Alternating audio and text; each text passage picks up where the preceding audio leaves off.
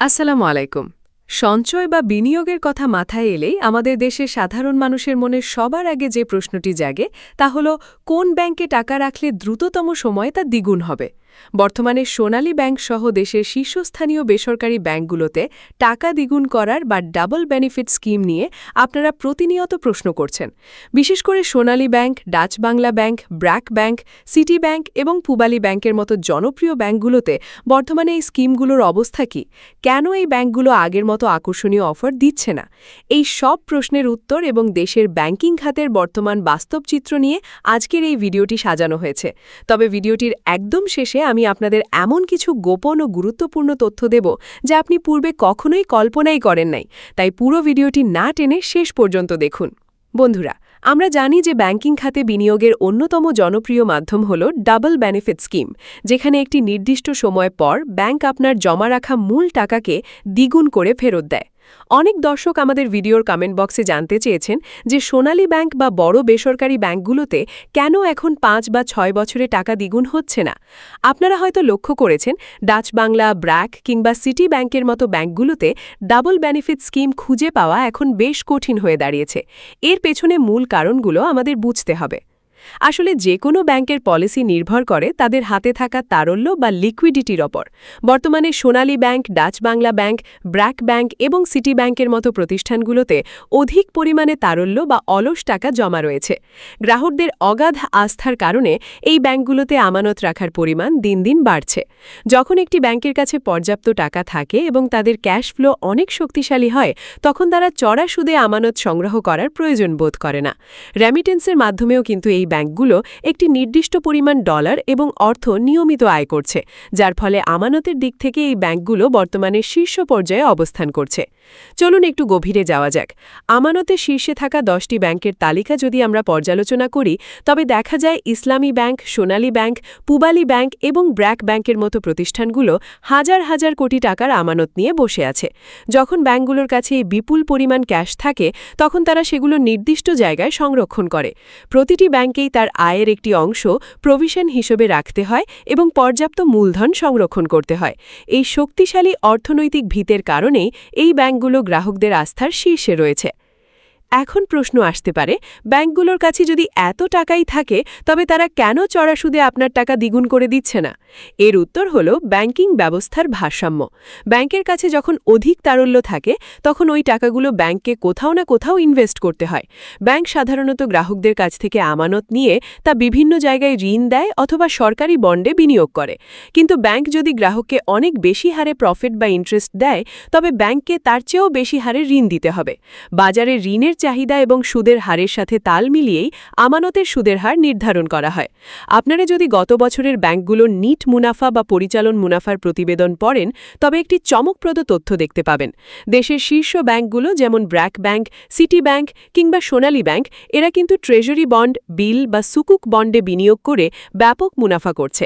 যখন সরকার টাকা ধার করে, তখন ব্যাংকগুলো এই বন্ডগুলোতে বিনিয়োগ করে একটি নিশ্চিত এবং ভালো পরিমাণ মুনাফা অর্জন করছে। যেহেতু সরকারি বন্ডে বিনিয়োগ করা সবচেয়ে নিরাপদ, তাই ব্যাংকগুলো সাধারণ গ্রাহকদের কাছ থেকে চড়া সুদে টাকা নেওয়ার চেয়ে এখানে বিনিয়োগ করাকেই লাভজনক মনে করছে।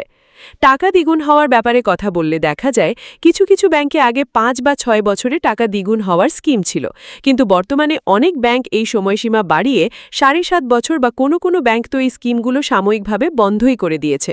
এর কারণ ওই একই, অতিরিক্ত তারল্য।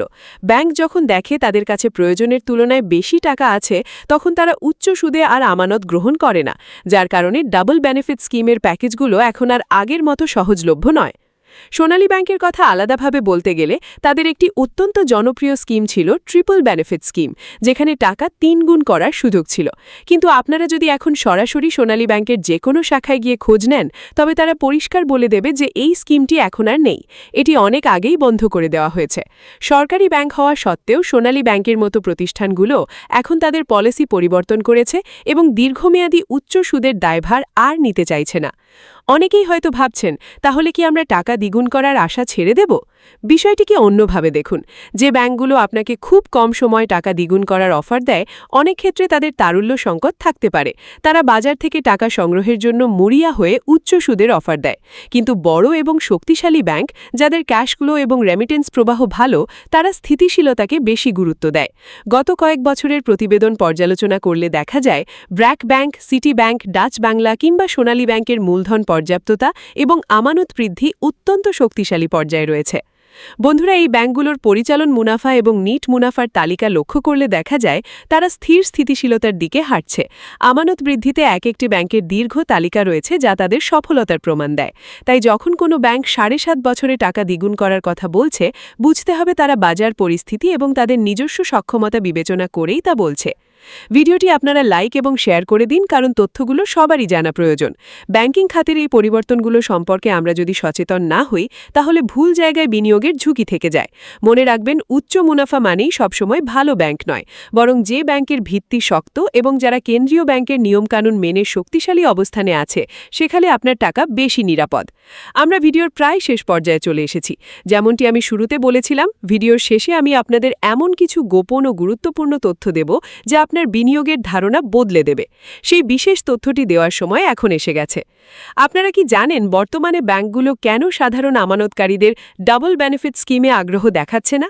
এর আসল রহস্য হল অটোমেশন এবং সরকারি বন্ড। বর্তমানে বাংলাদেশ ব্যাংক ট্রেজারি বিল ও বন্ডের সুদের হার অনেক বাড়িয়েছে।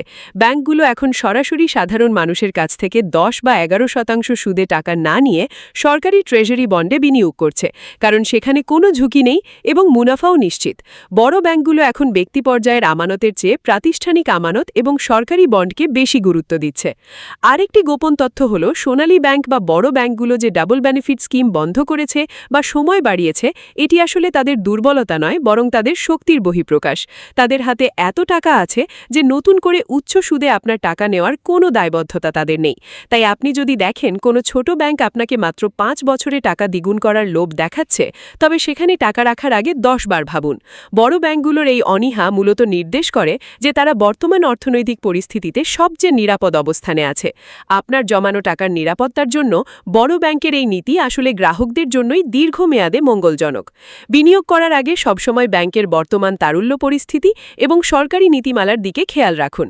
আজকের এই বিশেষ প্রতিবেদনটি যদি আপনাদের উপকারে আসে, তাহলে কমেন্ট করে আপনার মতামত জানান। আমাদের চ্যানেলে নিয়মিত এমন ইনফরমেটিভ ভিডিও পেতে সাবস্ক্রাইব করে সাথেই থাকুন। পরবর্তী ভিডিওতে দেখা হবে নতুন কোনো গুরুত্বপূর্ণ তথ্য নিয়ে। সবাই ভালো থাকুন, সুস্থ থাকুন।